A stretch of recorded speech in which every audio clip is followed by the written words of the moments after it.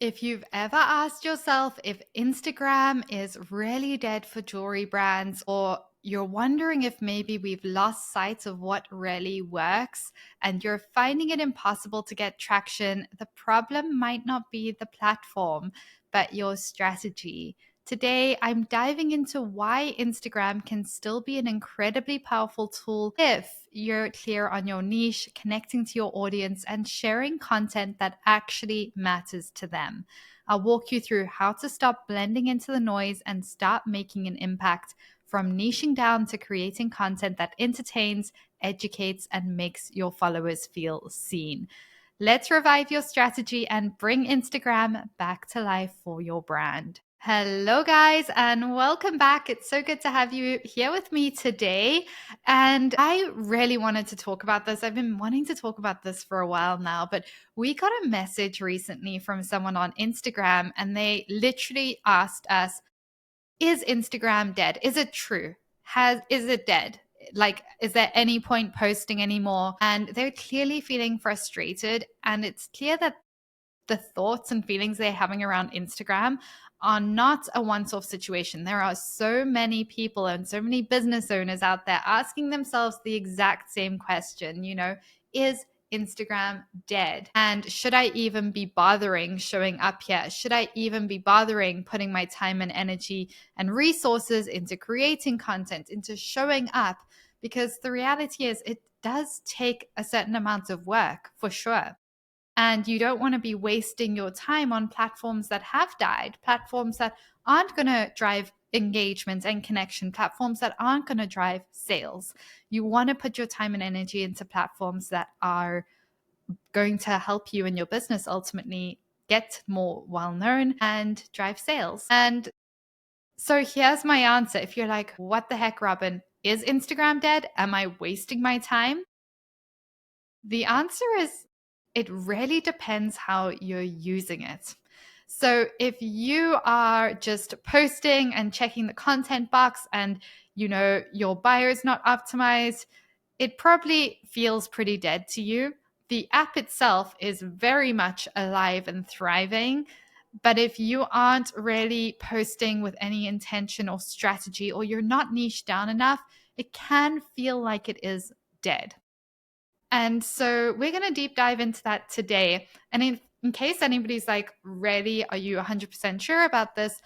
I'll tell you that I have so much conviction when it comes to Instagram as a platform that we're doubling down on it in 2025. We have multiple accounts now, and it is such an incredible platform for building community, getting well known, and building that know, like, trust factor, and ultimately driving sales. It is such a powerful free tool that I highly recommend jewelry business owners just embrace it and get damn good at creating content, which is a whole other story. So we'll get there.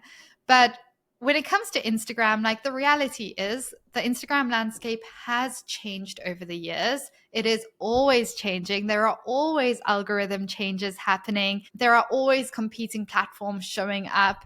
And so it can feel like a lot. You finally find something that's working on Instagram, then the algorithm changes and the types of content they're promoting shifts from reels to carousels or whatever it is at the stage that you're in with Instagram. And so there are a lot of changes that happen on Instagram. And that those changes are going to impact business owners who aren't intentional about their content strategy. And so they'll feel like the platform's dead because they just aren't willing to change when things change. They aren't willing to embrace new strategies when they need to. They aren't even being very strategic or intentional when it comes to their content at the get-go. And so the platform can very much feel dead. The first things you want to do in terms of optimizing your Instagram so that you actually can start standing out above the noise and above all the other jewelry business owners out there is niching down as much as possible. I know some people get very upset when they hear the idea of niching down because they're like, oh my gosh, I don't want to exclude customers. I don't want to make people feel like they can't buy from me. If somebody wants my designs in gold and I only make them in silver, I want to make them in gold for them so they can have my piece. You can do whatever you want as a business owner. That's the good news. The reality is that when you are a very big established brand, you can do whatever you want on one level when it comes to having a huge product selection, when it comes to not being super niche.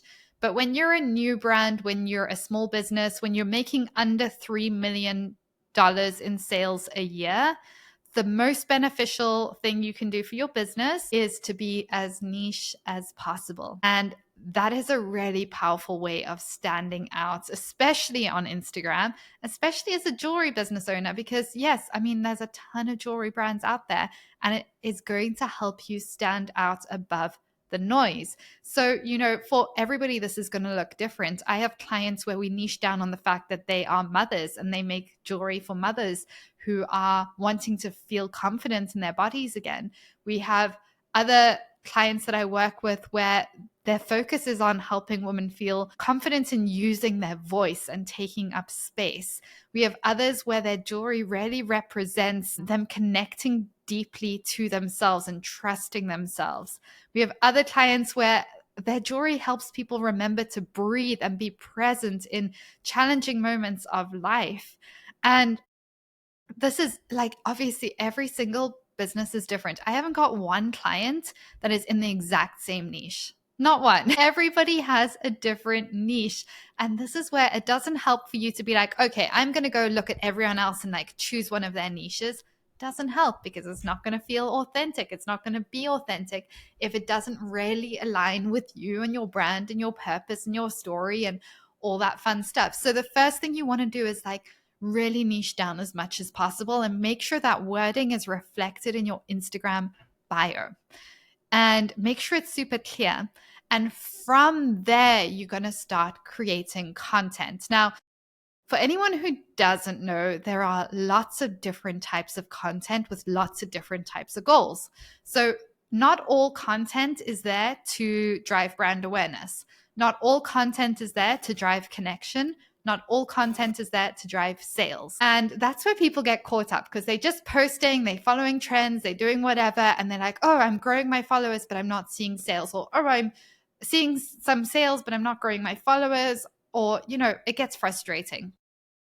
The first thing you want to understand is that there are lots of different types of pieces of content that have different goals. So some of the content, the goal is not to get engagement, believe it or not. Sometimes the goal is to just build connection, drive saves, drive DMs maybe, but it's not necessarily always visibility that we're looking for.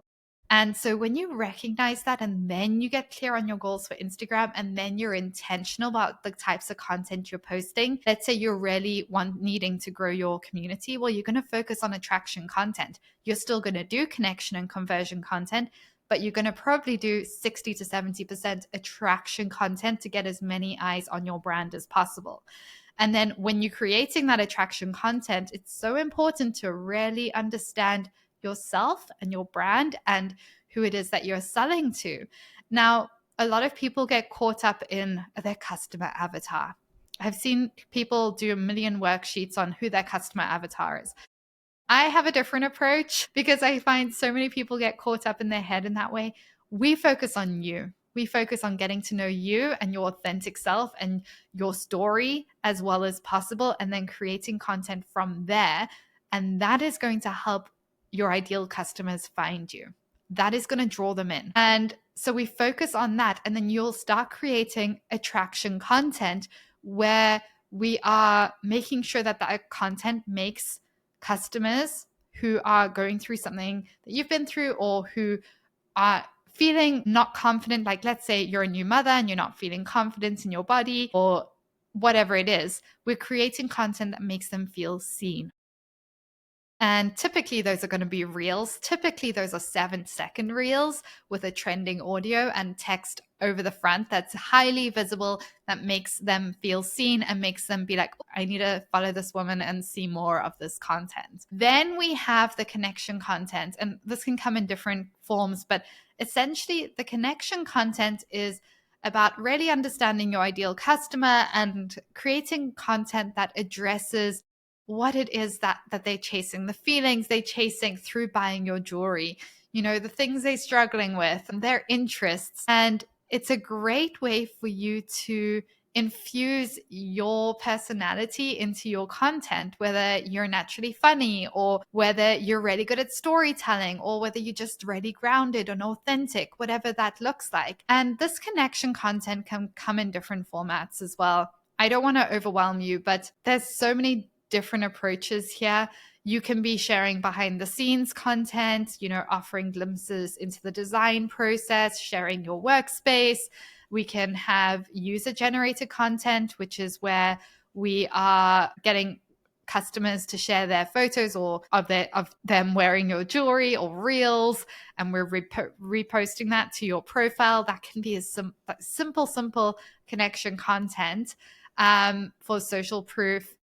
And there's so many. Honestly, this is a training we do in our Jewelry Business Academy. The content to learn is like super intense part of the training. So I don't want to overwhelm you here, but I just want to make you aware that there are these different types of content. There is attraction content, connection content, conversion content, and it does look different. They have different, I'm going to call it a formula for structuring them to help them hit the goals, whether the goal is visibility, the goal is building trust and connection, the goal is driving sales. We're looking at different CTAs for all of these. We're making sure they all have strong hooks. We're making sure a lot of them have double hooks. So on the reel, for example, you have a visual hook and you have a text hook. And then in the caption, you have another hook. Then you have your body, you have strong CTAs. And we're optimizing all of the content to help support the goals of the content without getting stuck in overthinking and over like being in our heads about it either. And so what is really important is you start to find your voice on social media and with your brand, with regards to your brand. And then content becomes really easy. I mean, I hit all the different types of content on a weekly basis. We have attraction content, we have connection content, we have conversion content, and I only spend 5 to 15 minutes per piece of content. These are not taking a long time. They're very straightforward when you get good at it, when you identify your voice, when you're clear on what it is, who it is that you're talking to, even as a jewelry business. And so it is so important for you to just post with intention, focus on habit stacking or creating a ritual on a daily basis where you have something in your calendar where this is your content creation time. I highly recommend not batching content unless you are absolutely pro level or you really don't have time.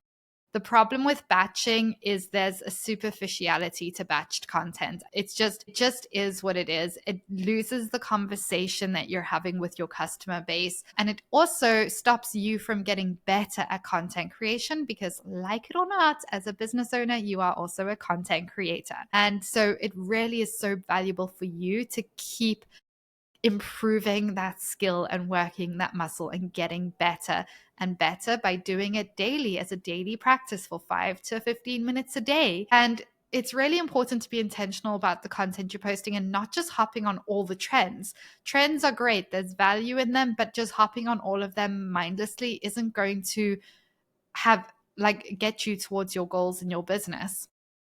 You also want a mix of content types. So just doing all reels or just doing all static posts isn't really going to help you hit your content goals because there's some pieces of content where we need storytelling and we need more depth. There's short and sweet versions of your story. There's product features. There's the story behind the products. You want to have fun with it. You want to see it as a creative outlet, and you also want to be intentional about it. So you want to be dynamic when it comes to content. You do want to not allow perfectionism to hold you back here. I always like to tell my clients, you want your content to be around 70% good enough.